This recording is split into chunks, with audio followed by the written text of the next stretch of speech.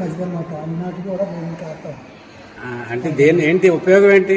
గాలి గూడి పడకుండా మంచిది. ఆరోగ్యం సాంబ్రాణి అనేది మంచిది. సాంబ్రాణి గుగ్గులము యాభై ప్యాకెట్ మిక్స్గా తీసుకొని తెస్తాం. 50 రూపాయలు ప్యాకెట్. అది మొత్తగా 3 మిక్సర్ చేసి డైలీ వేస్తాం.